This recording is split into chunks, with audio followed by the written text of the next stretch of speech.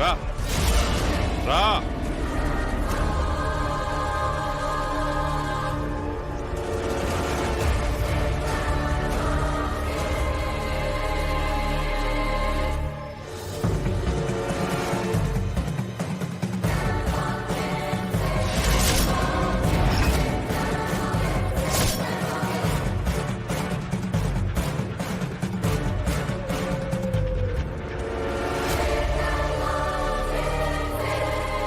ఇదేంటి నాన్న ఇక్కడ నిజమైన పోలీసులు ఉన్నారు?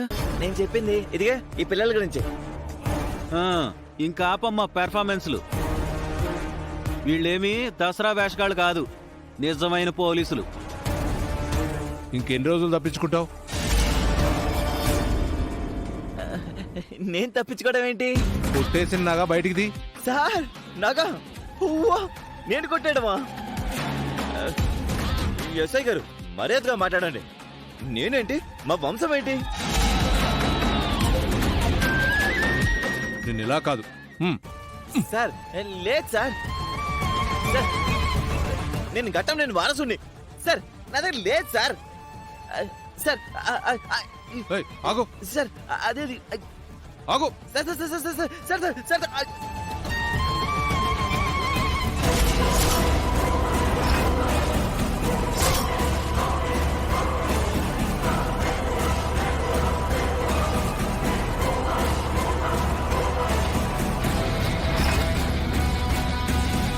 సార్ నీకు మ్యాజిక్ తెలుసా? నా జేబులోంచి నగలా తీశారు. ఎందుకు నా జేబులో ఎప్పుడు పెట్టారు? ఓహో కమలాసనం, ఇంకా చాలా ఆపు.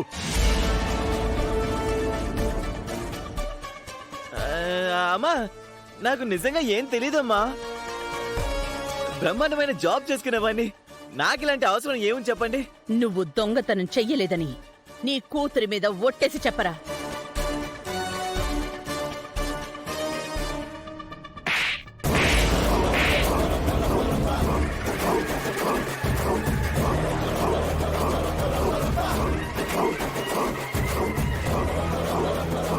వీడి సంగతి మేము స్టేషన్లో చూసుకుంటాం. రారా రా.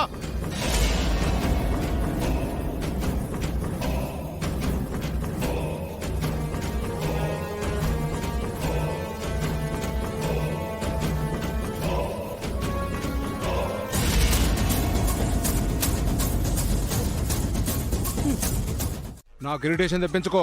సార్ సార్ ప్లీజ్ సార్ వదిలేండి సార్. పద్ధతి పరువు గల కుటుంబానికి సంబంధించిన వాణి సార్. నా గురించి న్యూస్ లో వస్తే మా గట్టమునేని వంశం వాళ్ళ గౌరవం పోతుంది సార్. అయితే వదిలేయమంటావు? అవును సార్. వదిలేస్తా. ముందు కోర్టులో వదిలేస్తా, ఆ తర్వాత జైల్లో వదిలేస్తా. అంతవరకు సైలెంట్ గా ఉండకపోతే థర్డ్ డిగ్రీ ఉపయోగించాల్సి ఉంటుంది. దొంగ వెధవని. సార్ దొంగతనం ఒక ఆర్ట్ సార్. నాలాంటి ఆర్టిస్టులను అరెస్ట్ చేయడం అన్యాయం సార్. మీకు ర్యాంకులు ప్రమోషన్లు ఉన్నట్టే మాకు ఉంటాయి సార్.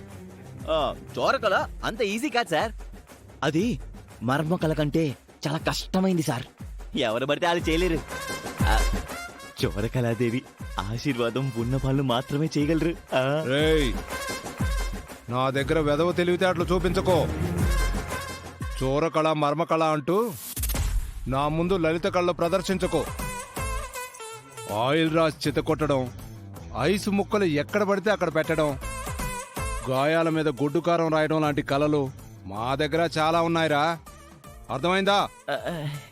సార్ సార్ దొంగ పోలీసుల బంధం గురించి ఓ కవి ఏమన్నాడో తెలుసా? ఏమన్నారా? సార్ దొంగ పోలీసుల బంధం అనేది చేపకి నీటికి మధ్య ఉన్న సంబంధంలా ఉండాలంట. చేపకి చేపలు పట్టి వేటగాడికి మధ్య ఉన్న సంబంధంలా ఉండకూడదంట.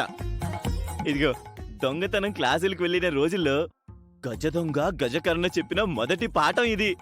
రేయ్, ఈ పెదరాయుడు సినిమా డైలాగులు నా దగ్గర చెప్పమాకు. ఇలాంటివి నేను చాలా చెప్తాను. తెలిసిపోయిందా సార్? సార్ నన్ను లోపల పెడితే మీకు ఏం వస్తుంది సార్? అదే బయటకు వదిలేరనుకోండి, రోజు నేను సంపాదించిన దాంట్లో ఇలా 50% మీకు ఇచ్చేస్తాను. రేయ్, ఎక్కువ మాట్లాడామంటే ఎన్కౌంటర్ చేసి పడేస్తాను. కోర్టుకు తీసుకెళ్లేంత వరకు సైలెంట్ గా ఉండు.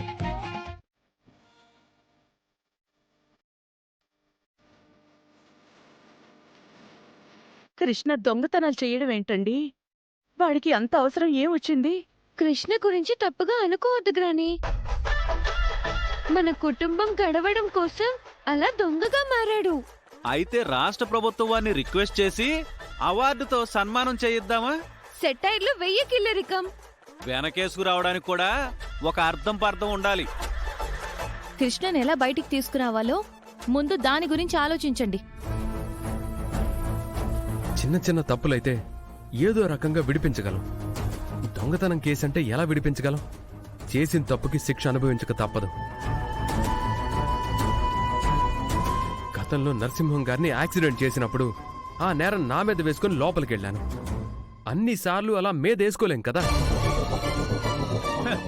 నేను మీ అమ్మాయి పాత సామాన్లు అమ్ముతూ మీ పరువు తీశామని మమ్మల్ని బయటికి గెంటైపోయారు. ఇప్పుడు మీ అబ్బాయి మీ పరువుని పాతరేశాడు. హ, ఎటువంటి శిక్ష వేస్తారు అత్తయ్య గారు? దీనంతటికీ కారణం మీరే మావయ్య గారు. నేనేం చేశానమ్మా? కొంచెం కూడా దయ లేకుండా కొడుకుని పట్టించేస్తారా? దొంగని పట్టించానమ్మా. అది కొడుకైతే ఏంటి, బయటి మనిషి అయితే ఏంటి? ఇదంతా అవని స్కెచ్చే కదా. మధ్యలో అవని ఏం చేసింది? కృష్ణ ఇంట్లో ఉన్నాడని మావయ్యకి సైగ చేసింది.